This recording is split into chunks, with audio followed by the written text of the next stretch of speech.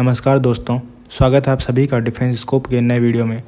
आज हम डिस्कस करेंगे भारत के डिफेंस, एरोस्पेस और रीजनल सिक्योरिटीज से जुड़ी कुछ बड़ी खबरें। इस वीडियो में आपको मिलेगा डीआरडीओ से जुड़े जासूसी केस की जांच, एचएएल के हेलीकॉप्टर प्रोडक्शन के नए टारगेट्स और इंडियन नेवी के नए हाईटेक सिस्टम्स की बातें। ये सब आपको एक होलिस्टिक व्यू देगा कि कैसे भारत अपने डिफेंस और स्ट्रेटेजिक गोल्स को अचीव कर रहा है। तो चलिए शुरू करते हैं। अपनी पहली खबर की बात करें तो वेस्ट बंगाल के दार्जिलिंग डिस्ट्रिक्ट के नक्सलबारी ब्लॉक में एक चौंकाने वाला केस सामने आया है, जिसमें फ्रांसिस इक्का नाम के व्यक्ति को कॉन्फिडेंशियल डीआरडीओ डॉक्यूमेंट्स और रेडियो एक्टिव मटेरियल्स के साथ गिरफ्तार किया गया है। इक्का की पत्नी अमृता इक्का टीएमसी की नक्सलबारी पंचायत समिति की मेंबर हैं और उनकी इन्वॉल्वमेंट ने इस केस को और भी सेंसिटिव बना दिया है।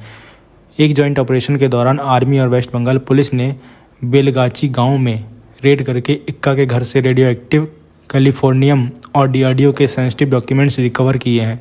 कैलिफोर्नियम एक high value radio active element है जिसका इस्तेमाल न्यूक्लियर रिएक्टर्स और साइंटिफिक रिसर्च में होता है। इसकी इलीगल पोजेशन नेशनल सिक्योरिटी के लिए एक बड़ी चिंता का विषय है। 1 ग्राम कैलिफोर्नियम का एस्टिमेटेड मार्केट वैल्यू 17 करोड़ रुपए के आसपास है, जो इस केस को स्मगलिंग और जासूसी की तरफ इशारा करता है।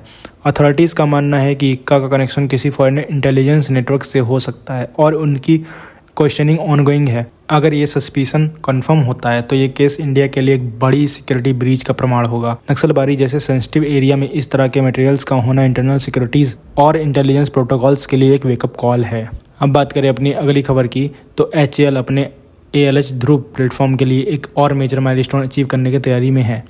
ALH ध्रुव की सफलता इंडियन डिफेंस मैन्युफैक्चरिंग कैपेबिलिटीज़ की एक मिसाल है और ये हेलीकॉप्टर आर्म्ड फोर्सेस के लिए एक बहुत ज़रूरी एसेट बन चुका है। 1992 में अपना पहला टेस्ट फ्लाइट करने के बाद ALH ध्रुव को लगातार अपग्रेड किया गया है। इस हेलीकॉप्टर को आर्मी, नेवी, एयरफोर्स और कोस्ट गार्ड के लिए कस्टमाइज किया गया है। रिसेंट ऑर्डर के तहत 34 और यूनिट्स MK3 वेरिएंट के लिए फाइनलाइज किए गए हैं, जो एडवांस्ड एवियोनिक्स और एनहेंस्ड परफॉर्मेंस कैपेबिलिटीज़ के साथ आता है।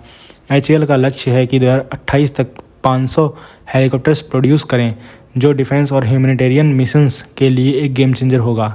ध्रुव का एक्सपोर्ट पोटेंशियल भी रैपिडली ग्रो कर रहा है और साउथ एशिया, अफ्रीका और लैटिन अमेरिका जैसे रीजन्स में इसका इंटरेस्ट देखने को मिल रहा है। और ये हेलीकॉप्टर कॉस्ट इफेक्टिव होने के साथ साथ वर्सेटाइल भी है, जिस वजह से डेवलपिंग नेशंस के लिए एक आइडियल चॉइस बन रहा है। अब चलें अपनी तीसरी खबर की तरफ तो इंडिया का डिफेंस सेक्टर एक और बड़ी सफलता की तरफ बढ़ रहा है, जिसमें तेजस MK1A में इंडिजिनस उत्तम SR रडार का इंटीग्रेशन प्लान किया गया है। अस्त्रा माइक्रोवेव प्रोडक्ट्स लिमिटेड को इस रडार सिस्टम की मैन्युफैक्चरिंग के लिए चुना गया है।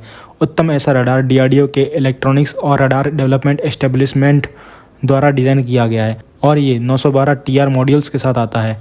ये मॉड्यूल्स रडार की ट्रैकिंग और टारगेटिंग कैपेबिलिटीज़ को इन्हेंस करते हैं, जो एयर कॉम्बैट सिचुएशन में सुपीरियर सिचुएशनल अवेयरनेस इंश्योर करता है। 51वें तेजस MK1A यूनिट से लेकर सभी एयरक्राफ्ट्स में उत्तम ऐसा रडार फिट किया जाएगा, जो अब तक Israeli Elta LM 2052 radar use कर रहा था। इस स्विच का मकसद डिफेंस इंपोर्ट्स पर डिपेंडेंसी कम करना होगा और इंडिजिनस टेक्नोलॉजी को प्रमोट करना है।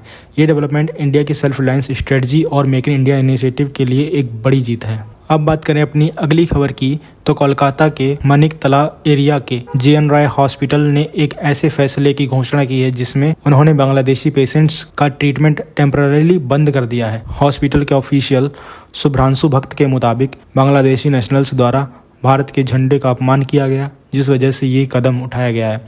हॉस्पिटल एडमिनिस्ट्रेशन ने बाकी कोलकाता के हॉस्पिटल से भी अपील की है कि वो भी इस डिसीजन में साथ दें ताकि एक यूनाइटेड फ्रंट प्रेजेंट किया जा सके। बांग्लादेश के साथ इंडिया के डिप्लोमेटिक रिलेशन सेंसिटिव होते हैं और ऐसे स्टेप से दोनों देशों के बीच टेंशन एस्केलेट होने का रिस्क भी होता है। हालांकि ये डिसीजन हॉस्पिटल का अपना है, लेकिन इससे रीजनल पॉलिटिक्स में एक सिंबॉलिक इम्पैक्ट पड़ने की संभावना तो है। अब अगली खबर की बात करें तो बांग्लादेशी एकेडमिक डॉक्टर शाहिदुज्जमान ने एक कंट्रोवर्शियल बयान में कहा है कि बांग्लादेश को पाकिस्तान से JF-17 फाइटर जेट्स परचेज करना चाहिए और इंडिया के नॉर्थ ईस्ट इंसर्जेंट ग्रुप्स को सपोर्ट देना चाहिए। ये स्टेटमेंट एक वायरल वीडियो के जरिए सामने आई है और दोनों देशों के डिफेंस सर्कल्स में चिंता का विषय बन गया है।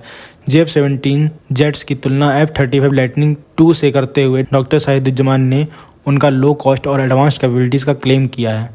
लेकिन डिफेंस एक्सपर्ट्स इस क्लेम को एग्जरेशन कहते हैं क्योंकि F-35 एक 5th जनरेशन स्टील्थ एयरक्राफ्ट है जबकि JF-17 एक 4th जनरेशन जेट है। सबसे अलार्मिंग एस्पेक्ट डॉक्टर सईद युद्धमान का इंसर्जेंट ग्रुप्स के लिए एक सपोर्ट का अपील है। इंडिया बांग्लादेश के बीच हिस्टोरिकल रिलेशन काफ़ी कॉम्प्लेक्स हैं और ऐसे स्टेटमेंट्स रीजनल स्टेबिलिटी को डायरेक्टली इम्पैक्ट कर सकते हैं। इस स्टेटमेंट ने डिप्लोमेटिक और मिलिट्री लेवल पर नए डिस्कशन को जन्म दिया है जो इंडिया की सिक्योरिटी पॉलिसी को इन्फ्लुएंस कर सकते हैं। अब बात करें अपनी अगली खबर की तो इंडियन नेवी ने DRDO के चेस हैदराबाद के द्वारा डिजाइन और डेवलप किया गया लॉर्ड्स एन को अपने हथियार गृह में शामिल किया है। ये सिस्टम अनएक्सप्लोडेड ऑर्डिनेंस और लाइफ एक्सपायर्ड एम्यूनिशन को सेफली न्यूट्रलाइज करने के लिए एक advance laser based solution provide करता है। लॉर्ड्स एन का इंडक्शन नेवी के ऑपरेशनल सेफ्टी को एक नया डायमेंशन देता है क्योंकि कन्वेंशनल ऑर्डिनेंस डिस्पोजल टेक्निक्स जैसे कंट्रोल्ड एक्सप्लोजन और मैनुअल डिफ्यूजिंग मेथड्स काफ़ी रिस्की होते हैं।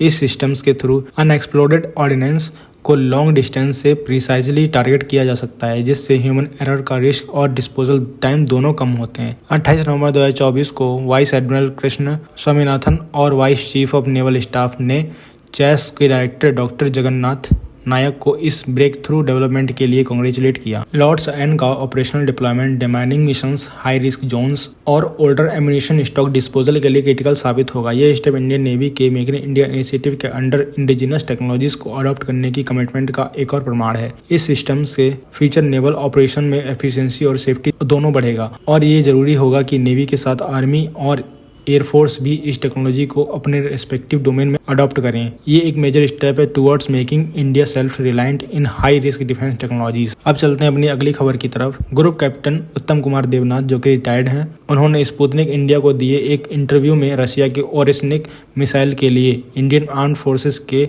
इंटरेस्ट का इंडिकेशन दिया है। ओरेस्निक मिसाइल की स्टील्थ और प्रिसीजन कैपेबिलिटीज ने इसे रशिया यूक्रेन वॉर में एक गेम चेंजर बना दिया है। ओरेस्निक मिसाइल अपने एडवांस स्टील्थ और गाइडेंस सिस्टम की वजह से बैटलफील्ड पर एनिमी डिटेक्शन सिस्टम को इवेड करते हुए पिन पॉइंट स्ट्राइक एग्जीक्यूट करने में कैपेबल है। ये फीचर मॉडर्न वॉरफेयर के लिए क्रिटिकल है जहां एयर डिफेंस हाईली एडवांस्ड और रैपिड रिस्पांस कैपेबिलिटीज के साथ डिप्लॉय होते हैं। ग्रुप कैप्टन देवनाथ जी का कहना है कि इंडियन आर्म फोर्स इस तरह के मिसाइल सिस्टम के एक्विजिशन को सीरियसली कंसीडर करेंगी क्योंकि ये हमारे मिसाइल स्टॉक को और स्ट्रेंथन करेगा। DRDO और इसरो के टेक्निकल एक्सपर्टीज को देखते हुए इंडिया के पास एक इंडिजिनस वर्जन डेवलप करने की कैपेबिलिटी है। रशिया के साथ जॉइंट वेंचर का ऑप्शन भी ओपन है जैसे BrahMos supersonic cruise missile programme में हुआ था। अगर ओरेस्निक जैसा सिस्टम इंडिया का पार्ट बन जाता है तो ये इंडिया की डिटरेंस और स्ट्राइक कैपेबिलिटीज को regional as well as global strategic theatres में एनहेंस करेगा। अब बात करते हैं अपनी आखिरी खबर की तो बोइंग का F-15X इंडियन एयरफोर्स के MRF टेंडर में एक स्ट्रॉन्ग कंटेंडर के रूप में सामने आ रहा है और इसका एम्बर मिसाइल रैक सिस्टम इसे और भी फॉर्मेडेबल बना रहा है। ये high capacity weapon system aircraft के मिशन वर्सेटिलिटी को ड्रामेटिकली इनहेंस करता है। F-15X एक एडवांस्ड 4th+ जनरेशन फाइटर है जो एम्बर रैक्स के through 22 air to air missiles तक कैरी कर सकता है। ये कैपेबिलिटी कॉम्बैट सिनारियोज में एनिमी एयरक्राफ्ट को साइमल्टेनियस एंगेज करने में सिग्निफिकेंट टैक्टिकल एडवांटेज प्रोवाइड करेगी। F-15X सिर्फ एयर सुपीरियरिटी के लिए ही नहीं बल्कि ग्राउंड स्ट्राइक मिशन के लिए भी वेल इक्विप्ड है जिसमें ये 8 एयर टू एयर मिसाइल्स के साथ 28 स्मॉल डायमीटर बॉम्ब्स या joint direct attack munition carry कर सकता है। ये हाई पेलोड कैपेसिटी और diverse weapon configuration Indian air force के लिए मल्टी मिशन फ्लेक्सिबिलिटी इंश्योर करती है। इसका मतलब है कि F-15X सिंगल्स मिशन में एयर टू एयर और एयर टू ग्राउंड कॉम्बैट दोनों हैंडल कर सकता है जो बैटलफील्ड एफिशिएंसी को इम्प्रूव करेगा। बोइंग का ये ऑफर एक सोफिस्टिकेटेड और वर्सेटाइल प्लेटफॉर्म प्रोवाइड करता है जो इंडिया के डाइवर्स डिफेंस नीड्स को कैटर कर सकता है।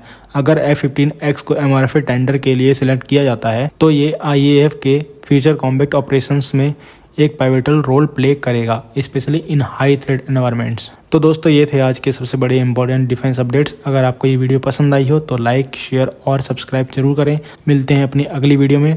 थैंक्स फॉर वॉचिंग एंड जय हिंद।